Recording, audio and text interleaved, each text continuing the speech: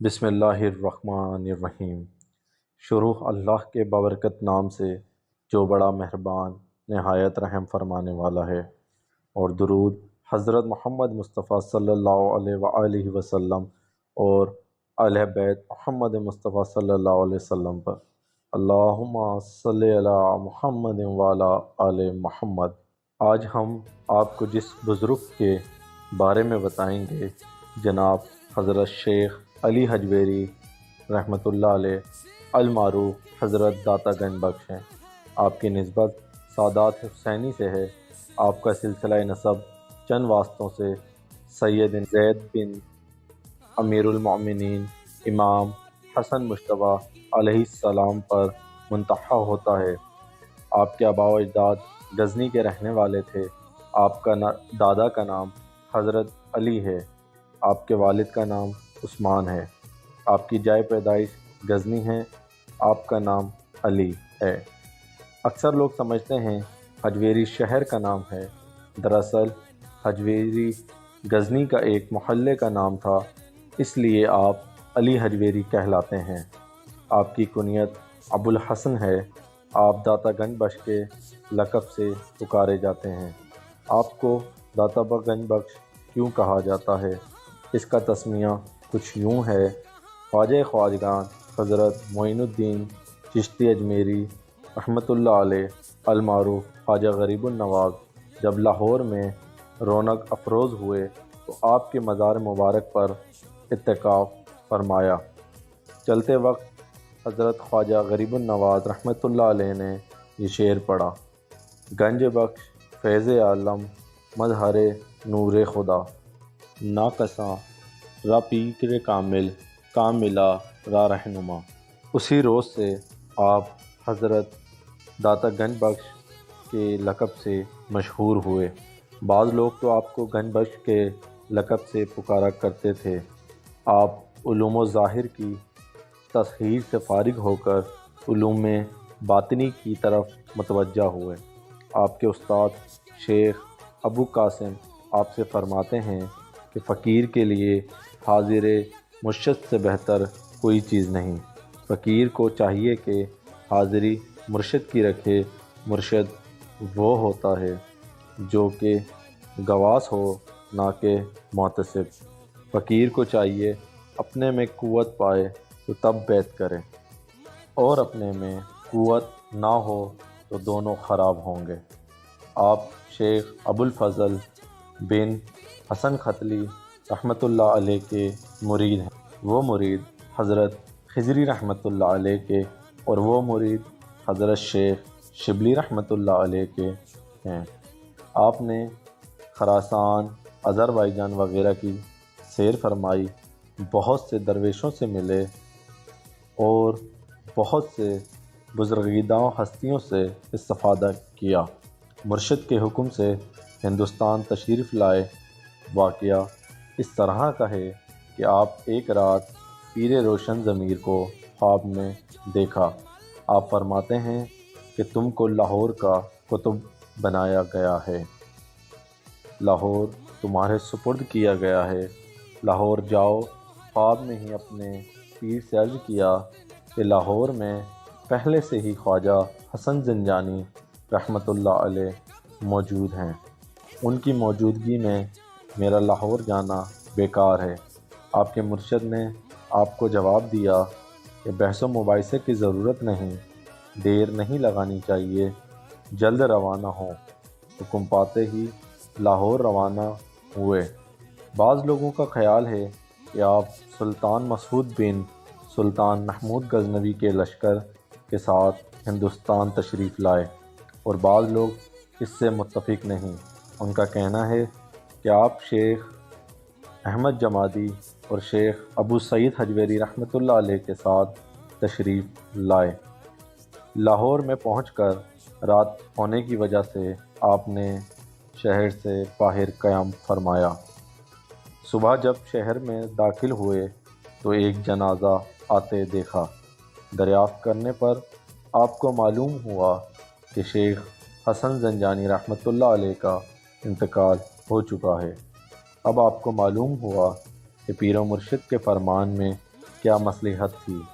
آپ نے فرمایا، میں مستقبل سکونت اختیار فرمائی، تعلیم و تلقین اور رشد و ہدایت میں مشغول ہوئے۔ آپ نے سن 465 ہجری میں اس جہان فانی سے سفر آخرت فرمایا، اور بعض لوگوں کے نزدیک آپ کا وصال 456 میں ہوا۔ آپ کا مزار فیض کا سر چشمہ ہے۔ آپ قطب زمانہ تھے، ذکر و فکر، مراقبہ و محاسبہ اور عبادت میں مشغول رہتے۔ آپ دنیاوی آرائشوں سے پاک اور صاف تھے۔ آپ کی ذات سے بہت سے بندگان خدا کو فیض پہنچا۔ آپ کے علم آپ نے بہت سی کتابیں بھی لکھی۔ آپ کے مشہور و معروف کتب میں منہاج الدین، البیان، اسرار الخلقہ اور کشف الاسرار اور کشف المحجوب زیادہ مشہور و معروف ہیں۔ محترم ناظرین، اب آپ کے سامنے چند کرامات پیش کرتے ہیں۔ حضرت علی حجویری رحمۃ اللہ علیہ کے حالات میں مذکورہ ہے کہ رائے راجو جو اس طرح اسلام قبول کیا، وہ اپنی مثال آپ ہے۔ واقعہ کچھ اس طرح ہے، روز ایک بوڑھی عورت اس طرف سے گزرتی کہ اس کے سر پر دودھ کا مٹکا رکھا ہوتا تھا۔ آپ رحمۃ اللہ علیہ نے اس عورت کو بلا کر کہا، تم اس دودھ کی قیمت لے لو اور یہ دودھ ہمیں دے دو۔ اس عورت نے جواب دیا، یہ دودھ میں نہیں دے سکتی، کیونکہ یہ دودھ ہم کو مجبوراً رائے راجو جوگی کو دینا پڑتا ہے۔ اگر نہ دیں تو اس کا اثر یہ ہوتا ہے کہ جانوروں کے تھنوں سے بجائے دودھ کے خون نکلنے لگتا ہے۔ آپ اس عورت کی بات سن کر مسکرائے اور فرمایا، اگر تم یہ دودھ ہمیں دے دو گی تو اللہ سبحانہ و تعالیٰ کے فضل سے تمہاری گائے بہت زیادہ دودھ دے گی اور جانوروں پر بھی کوئی اثر نہیں ہوگا۔ چونکہ اس عورت نے دودھ دے دیا اور آپ اس میں تھوڑا پی لیا اور باقی دودھ دریا میں پھینک دیا۔ جب بوڑھی عورت گھر واپس آئی اور شام کو اپنے جانوروں کی چوائی کی تو جانوروں نے اس قدر زیادہ دودھ دیا کہ سارے برتن بھر گئے اور دودھ ختم نہیں ہوا۔ یہ خبر جب دیہات میں پھیل گئی تو دور دراز کے دیہات کے لوگ اپنے جانوروں کے دودھ آپ کے پاس لانے لگے۔ آپ کا دستور تھا کہ آپ تھوڑا سا دودھ ان کے مٹکوں سے پی کر باقی دودھ دریا میں بہا دیتے تھے، اور جب لوگوں نے گھر جا کر اپنے جانوروں کا دودھ نکالنا تو انہوں نے بے حساب دودھ دیا۔ اس کرامت کا نتیجہ یہ ہوا کہ کوئی دودھ والا رائے جوگی کی طرف رخ نہیں کرتا تھا اور آپ کے پاس لوگ درجوگ لوگ آنے لگے۔ رائے جوگی کو جب اس بات کا پتہ لگا تو وہ بہت پریشان ہوا اور آپ کی خدمت میں آ کر کہنے لگا، دودھ تو آپ نے ہمارا بند کروا دیا ہے، اب میں آپ کا کوئی اور کمال دیکھنے آیا ہوں۔ آپ رحمۃ اللہ علیہ نے فرمایا کہ میں کوئی جادوگر نہیں تمہیں کمال دکھا سکوں، میں ایک عاجز اور مجبور انسان ہوں، اگر تم میں کوئی کمال ہے تو دکھاؤ۔ اس جوگی نے بڑی بڑی ریاضتیں کی تھی اور آپ کے سامنے ہوا میں اڑنے لگا۔